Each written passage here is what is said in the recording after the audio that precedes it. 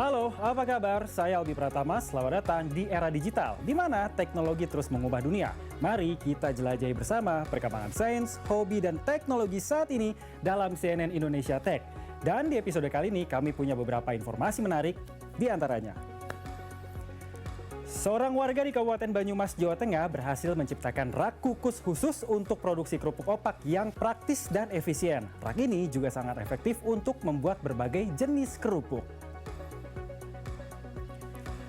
Perang modern kini memasuki era otomatisasi penuh saat kendaraan tempur tanpa awak menjadi ujung tombak di garis depan. Di Ukraina, para insinyur dan produsen pertahanan memamerkan generasi terbaru kendaraan darat dan drone pencegat serangan.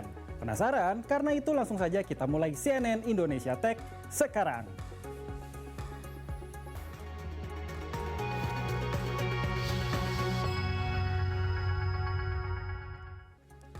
Untuk pertama kalinya, sejumlah varietas anggur asing dipanen secara massal di Kebun Agribisnis Teknologi IPB Bogor, Jawa Barat. Buah anggur yang dipanen merupakan hasil dari teknik tabu lampot yang cocok untuk media tanam di lahan sempit. Sementara itu di Boyolali, Jawa Tengah, warga menghabiskan waktu sore dengan berwisata petik buah melon hidroponik premium langsung dari kebunnya.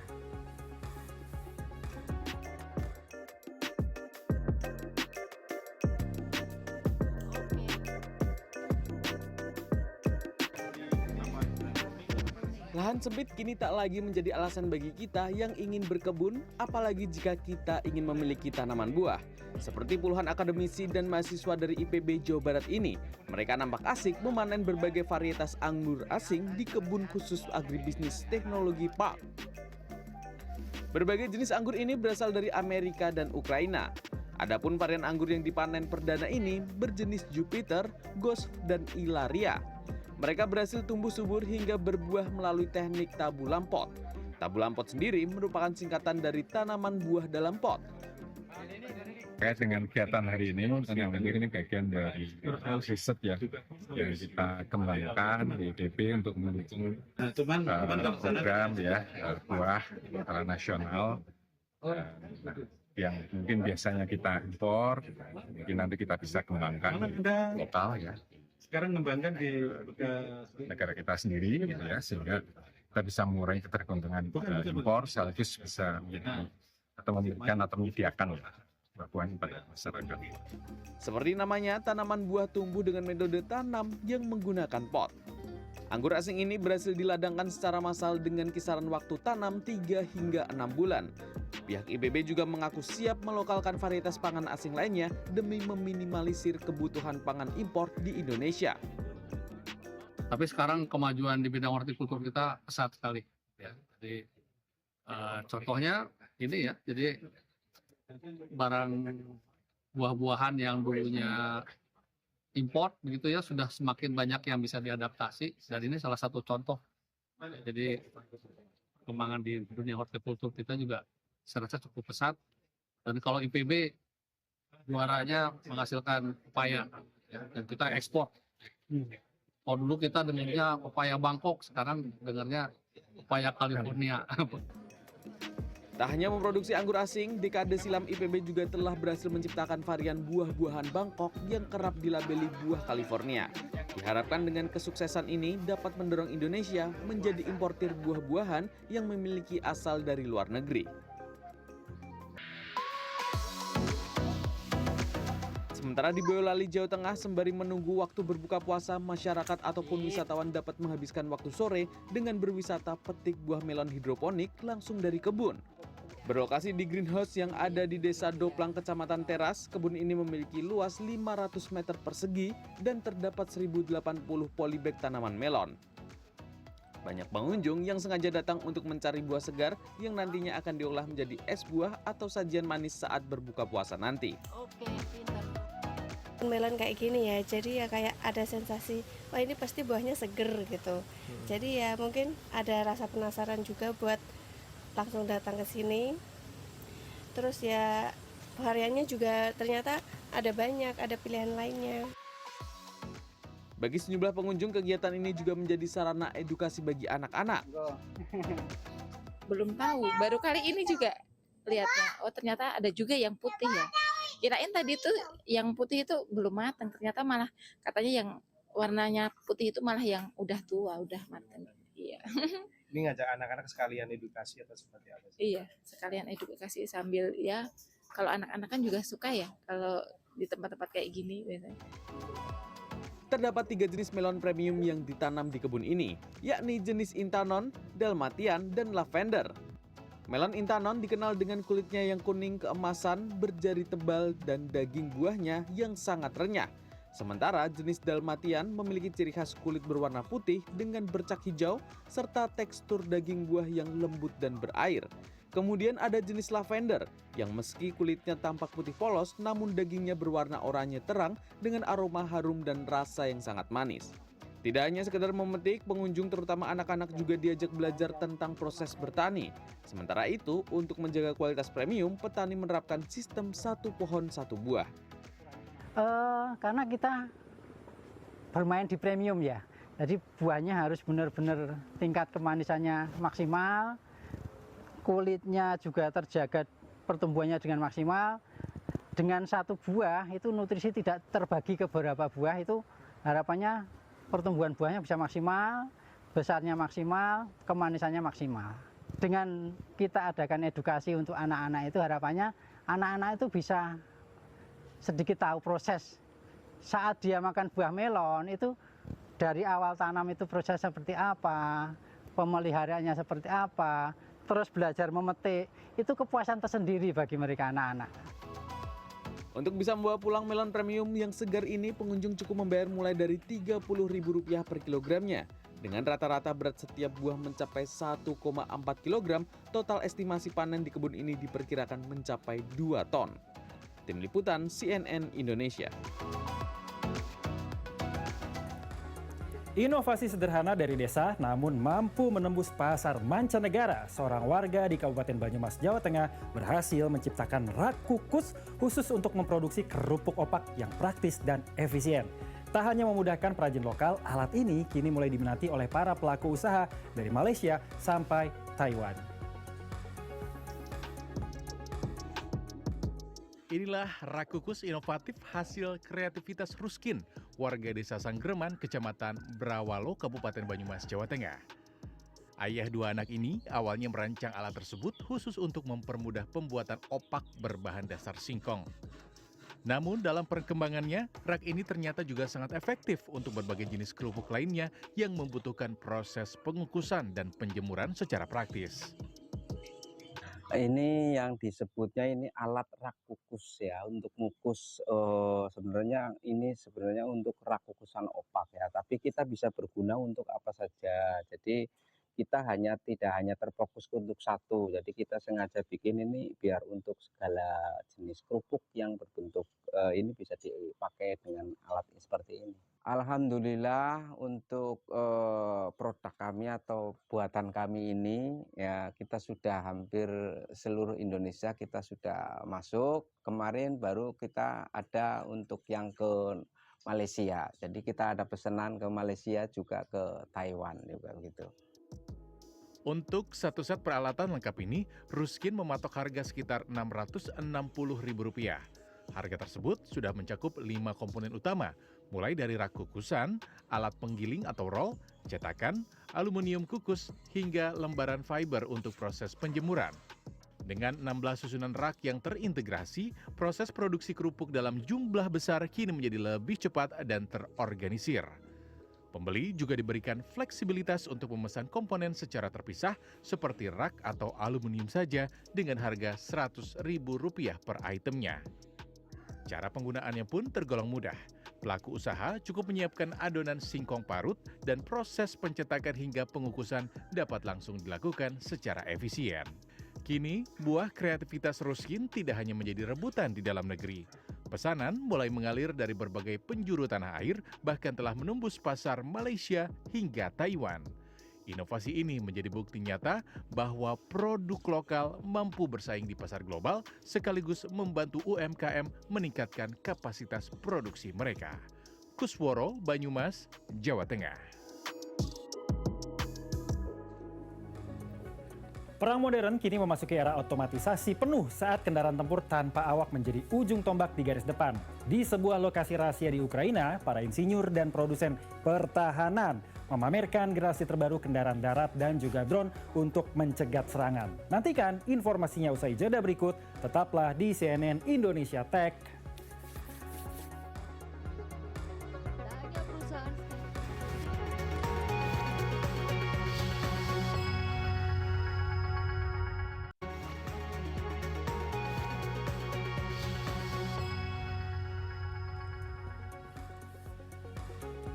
Modern warfare atau perang modern kini memasuki era otomatisasi penuh saat kendaraan tempur tanpa awak menjadi ujung tombak di garis terdepan. Di sebuah lokasi rahasia di Ukraina, para insinyur dan produsen pertahanan memamerkan generasi terbaru kendaraan darat dan juga drone untuk mencegat serangan. Inovasi ini dirancang berdasarkan pengalaman langsung para prajurit di medan tempur guna menghadapi taktik lawan yang terus berubah.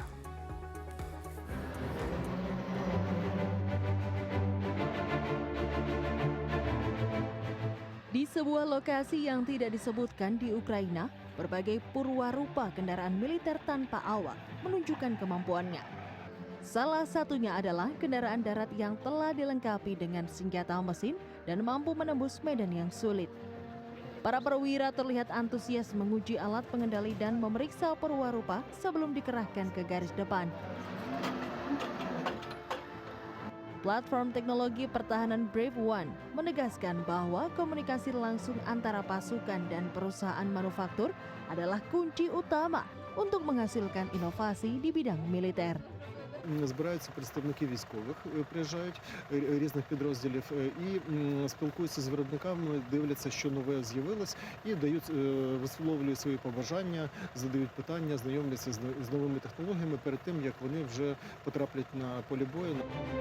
Selain kendaraan darat, perhatian juga tertuju pada drone pencegat bernama P1 Sun, hasil produksi perusahaan Skyvol.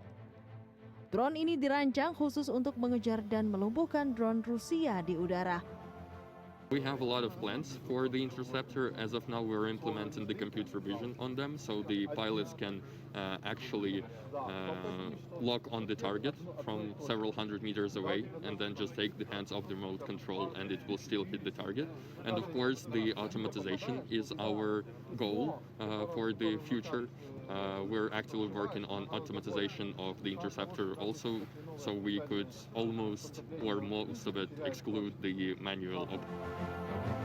Tak hanya perusahaan Skyvol, manufaktur lainnya seperti Wild Hornets juga memamerkan drone Sting yang diklaim terbukti efektif mencegat drone Shahed yang bertipe drone kamikaze. Дуже багато отримуємо позитивних відгуків і, звісно, дослухаємося до порад, тому що все ж таки військові – це наші кінцеві користувачі, і їм набагато краще видно, що можна покращити, вдосконалити.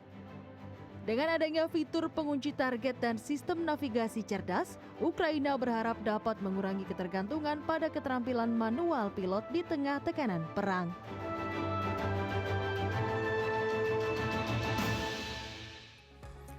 Seiring adanya konflik militer di sejumlah belahan dunia, teknologi perang juga berkembang ke arah yang lebih pesat. Belajar dari konflik Ukraina dan juga Rusia, para ahli teknologi perang Eropa berkumpul di Polandia untuk bertukar ide serta inovasi dalam sistem militer dan juga pertahanan.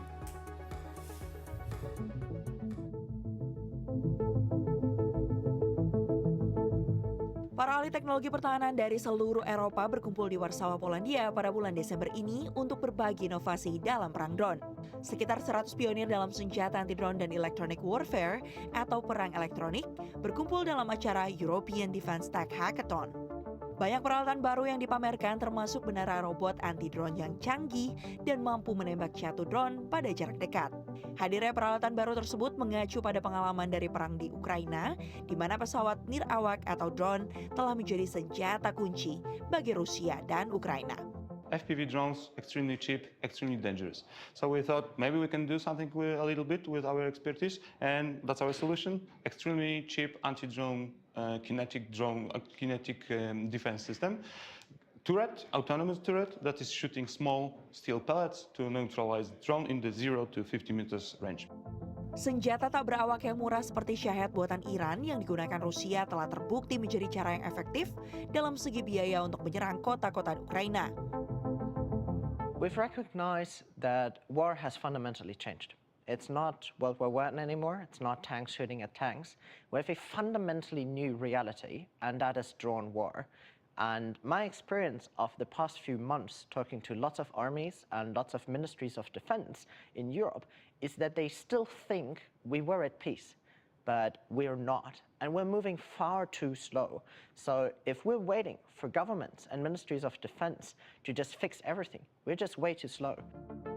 Sementara itu menembak jatuh gerombolan drone murah dengan misil pertahanan udara yang mahal telah menjadi tantangan bagi Ukraina. Menara otomatis berbiaya rendah seperti yang dipamerkan di Warsawa ini dapat menjadi alternatif untuk pertahanan melawan serangan drone dari musuh.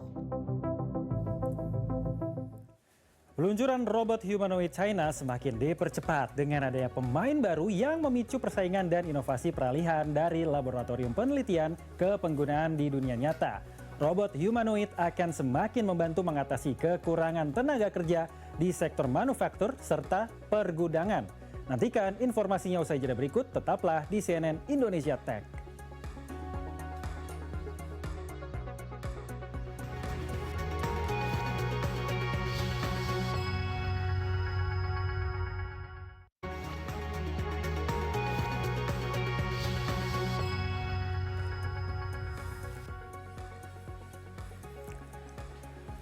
Peluncuran robot humanoid China semakin dipercepat dengan adanya pemain baru yang memicu persaingan dan inovasi peralihan dari laboratorium penelitian ke penggunaan di dunia nyata. Robot humanoid akan semakin membantu mengatasi kekurangan tenaga kerja di sektor manufaktur serta pergudangan dan seiring waktu akan berkembang untuk melakukan tugas-tugas yang lebih rumit di lingkungan yang berorientasi pada manusia.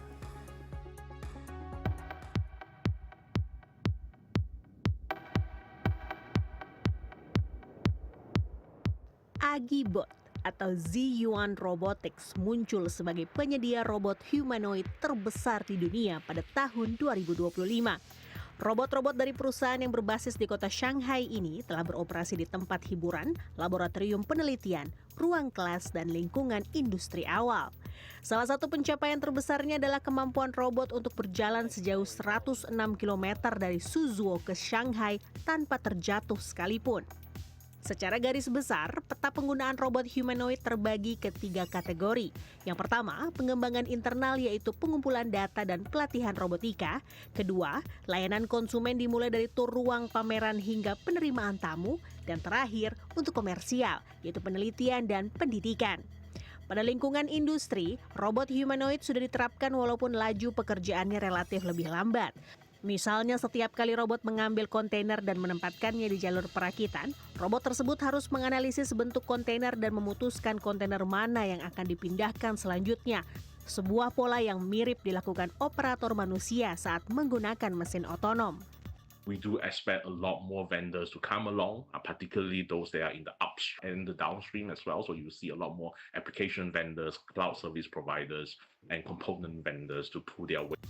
Menurut laporan dari International Data Corporation, pengiriman robot humanoid secara global melonjak menjadi sekitar 18.000 unit pada tahun 2025. Angka tersebut naik 508% dibandingkan tahun sebelumnya dengan dominasi perusahaan-perusahaan Cina di pangsa pasar. Pendapatan global dari robot humanoid mencapai sekitar 440 juta dolar Amerika Serikat atau sekitar 6,95 triliun rupiah pada tahun lalu. Pada tahun 2025, jenis robot ini berhasil menguasai pangsa pasar sebesar 41,6%. Kemampuannya dalam menjalankan tugas kompleks dengan keputusan mandiri menjadi daya tarik utama bagi para investor dan pelaku industri. We will start to see a lot more robots being adopted in manufacturing and in warehousing. That will help to resolve the human labor crunch within those sectors. And I think in the longer term, we are looking at sort of our robots becoming a lot more mature. They are then now being able to be deployed in sort of an environment where it's only designed for human and where task is a lot more delicate, a lot more sophisticated as compared to what they are doing right now. Para analis industri memprediksi akan terjadi invasi pemain-pemain baru di pasar global. Hal ini sejalan dengan lonjakan permintaan yang terus dipercepat oleh kebutuhan efisiensi di sektor manufaktur hingga layanan publik. Dengan persaingan yang kian ketat, inovasi teknologi robotik diperkirakan akan semakin masif dan terjangkau dalam beberapa tahun ke depan. Teknologi canggih drone dan robot pembersih telah meningkatkan efisiensi pembersihan es pada kabel listrik di Provinsi Anhui, China Timur. Dengan menerbangkan drone robot, pencair es dapat membersihkan es dari kabel listrik sepanjang 20 meter hanya dalam waktu 1 menit saja. Penggunaan drone dan robot pembersih es telah meningkatkan efisiensi pembersihan es pada kabel listrik di Pegunungan Dabi, Provinsi Anhui, China Timur. Di lokasi tersebut terdapat 4 koridor transmisi listrik utama sehingga operasi pembersihan es di koridor tersebut sangat penting untuk menjamin keamanan pasokan listrik di seluruh wilayah delta Sungai Yangtze. Meskipun ketinggiannya hanya sekitar 600 meter di atas permukaan laut, kombinasi hujan, salju, kelembapan, dan suhu rendah di pegunungan dapat menyebabkan penumpukan es di kabel listrik. Sementara medan yang menantang membuat kendaraan tidak mudah untuk melintas, sehingga membuat petugas inspeksi harus membawa peralatan mereka dan bergerak hati-hati di sepanjang jalan pegunungan yang licin. Dengan ketinggian lebih dari 60 meter, menara tersebut hampir tersembunyi di dalam kabut. Dalam kondisi jarak pandang rendah, tim menggunakan metode inspeksi otonom. Drone dapat terbang mendekati menara secara mandiri dan menangkap lebih dari 20 foto detail dalam waktu kurang dari 5 menit. Foto-foto tersebut langsung dikirim ke sistem berbasis AI untuk mendeteksi kerusakan atau penumpukan es secara otomatis. 雾太大，我们看不到它怎么办？那我们只能通过我们现在这种自主巡检的方式，让我们飞机自己飞到我们塔的附近，能够拍清楚我们很多附件点。比如说，我们发现我们的塔上有没有积冰，有没有覆雪，把照片一键汇传到我们的后台里面，让大模型能对我们的图片一张张的进行标注，把我们的灯塔可能有缺陷的位置一张张标记出来。 Untuk membersihkan es, sebuah robot khusus diangkat oleh drone dan diletakkan pada kabel. Robot ini bekerja secara otonom menghancurkan lapisan es hanya dalam waktu 1 menit untuk kabel sepanjang 20 meter. Metode ini jauh lebih cepat dan aman dibandingkan cara tradisional di mana petugas harus memanjat menara dan memukul kabel secara manual. 以前就是爬塔，然后用我们的操作杆直接在上面这样打的这个导线，把它震下来，是那种传统的方式。现在这些年轻人太了不起了，啥都会操作。 Pada malam hari, staf kembali ke laboratorium dengan lebih dari 400 foto yang diambil oleh drone. Dalam waktu 5 menit, sebuah potensi bahaya pada jalur listrik teridentifikasi oleh kecerdasan buatan. Keberhasilan pekerjaan tersebut didorong oleh para pekerja muda dengan rata-rata usia di bawah 30 tahun. Mereka tidak hanya mampu mendaki gunung dan memasang kabel, tetapi juga mahir mengoperasikan drone serta model AI untuk manajemen data listrik. Para pekerja muda ini pun bertekad untuk terus mengembangkan keterampilan mereka seiring dengan pesatnya inovasi teknologi di industri energi. Dan informasi tersebut menutup CNN Indonesia Tech kali ini. Saya Albi Pratama, pamit undur diri. Sampai jumpa minggu depan. CNN Indonesia menghubungkan Anda dengan inovasi terbaru.